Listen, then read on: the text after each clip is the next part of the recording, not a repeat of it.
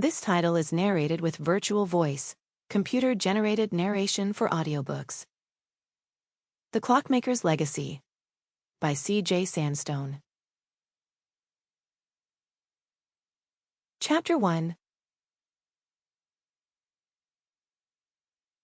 Willow's End was an old town with a long history.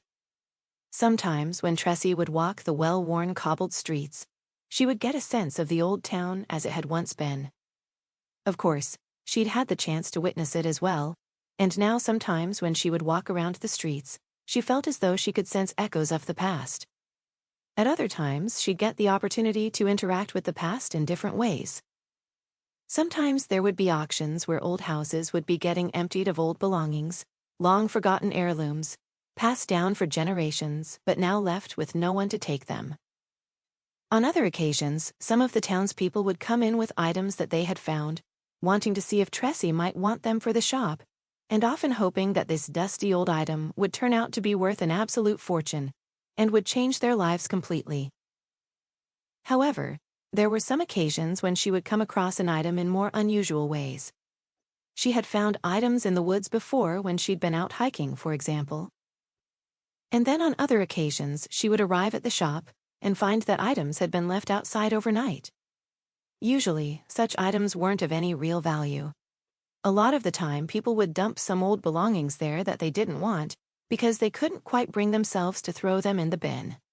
Passing that particular responsibility on to Tressie, who would go through them, sighing when she realized just how useless the junk was, and then reluctantly dump it all in the bin. One morning she made her way to the shop with Buford, and as she drew close she saw a paper bag outside, and she knew that it was another case of some items getting dumped outside. "Well, what have we got here?" she said. Buford sauntered over to the bag and sniffed at it. "I don't know," he said, "but it sure smells old." Smelling old doesn't necessarily mean that we're dealing with quality items, unfortunately. I know. But try having a bit of faith, eh? Sure, who knows? Maybe this will be one of those days when someone happens to dump some wonderful treasure on my doorstep. When she drew close, she glanced down into the bag. It was a very large paper bag, and she hadn't expected it to be as full as it was. She saw a flat, dark wooden top to whatever it was that was filling the bag up, but that didn't give any clues to what it might be. For all that she knew, it could be nothing more exciting than a box. When she lifted the bag, she was surprised by just how heavy it was. As she carried it inside, there was a strange sensation as though something was swinging inside it. It caught her off guard, and for a moment she was worried that she was going to drop the bag. When she got it inside, she put it down on a clear spot on her table. Buford jumped up to get a closer look. Both of them were intrigued now. What was this item, and where had it come from? Soon they would get their answers. Tressie pulled the bag down, exposing what was inside. She let out a slight gasp when the contents were revealed. It was a pendulum clock. Now she understood just what it was that had caused the item to feel as though it was swinging somehow. The clock looked incredibly ornate, even from the outside. The wood paneling was exquisitely detailed with delicate carvings. There was a letter H and a letter F carved together, intertwined. The face of the clock was beautifully decorated. The wood was dark and richly varnished. The pendulum was a clear yellow metal. And yet the clock wasn't working, or at least it wasn't right then. Maybe it just needed winding, she thought to herself.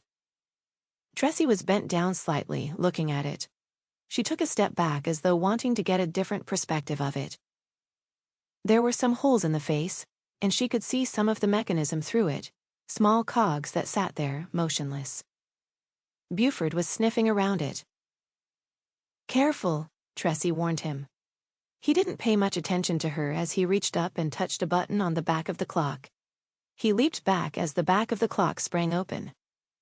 Tressie came around behind the clock to have a look at whatever Buford had uncovered. He had opened up the inner workings of the clock. The cogs and weights all looked incredibly intricate. She had seen the inside of plenty of different clocks in her time, but she had never seen one quite like this.